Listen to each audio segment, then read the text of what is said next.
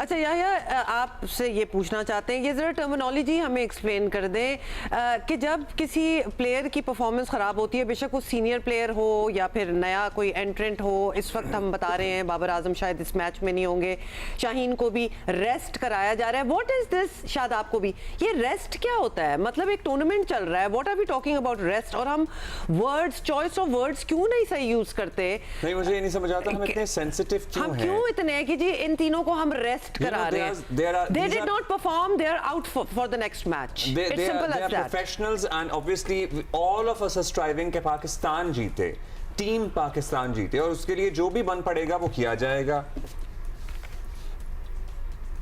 अब्दुल्ला और उमा, बात दरअसल ये है कि जब आप पैराशूट से लैंड करते हैं ना कहीं पर, तो फिर ऐसी ही सिचुएशन का, ऐसी ही सूरत हाल का आपको सामना करना पड़ता है।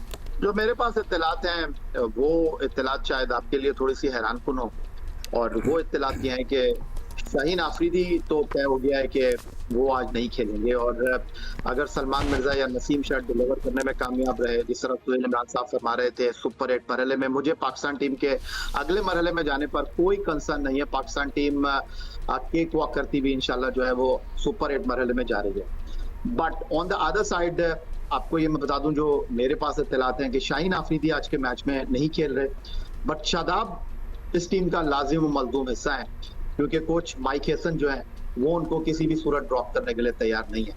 कोई मेरिकल ही होगा कि वो नहीं खेले। बाबर आजम के हवाले से अभी तय नहीं हुआ है। अभी आपने कहा है कि कोच उनको ड्रॉप करने के लिए तान की कोई से होती है वैसे इस लाइनअप में?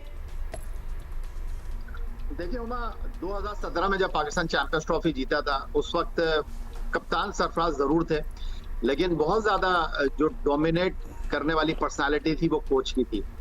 बाबर आजम लकी रहे, सकलैन मुश्ताक के साथ उन्होंने काम किया, उन्होंने जिन कोचेस के साथ काम किया वहां पर बाबर आजम की स्टेज ज्यादा चलती थी।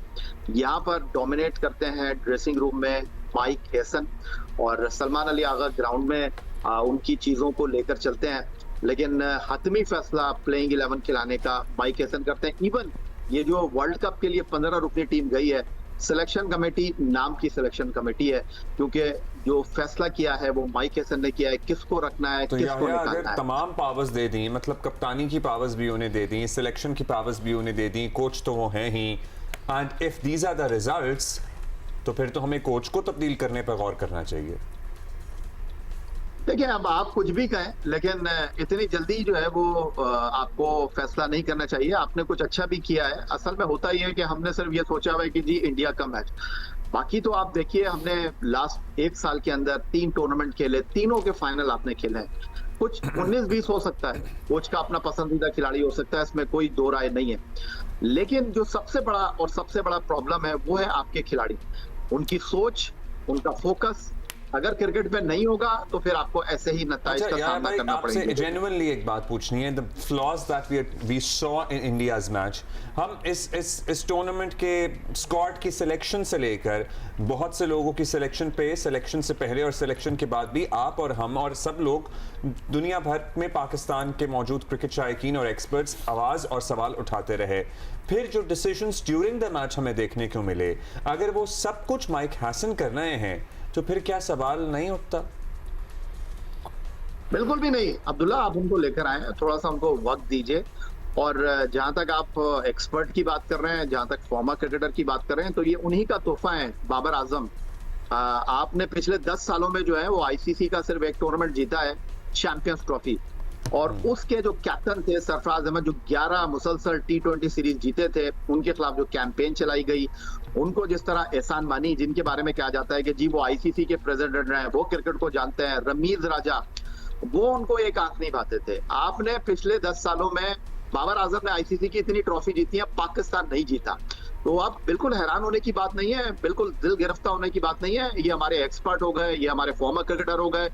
कल वो कह रहे थे कि बाबर आजम के बगैर टीम नहीं बनती, आज वो कह रहे हैं कि बाबर आजम की टीम में जगह नहीं बनती। तो ऐसा नहीं होता।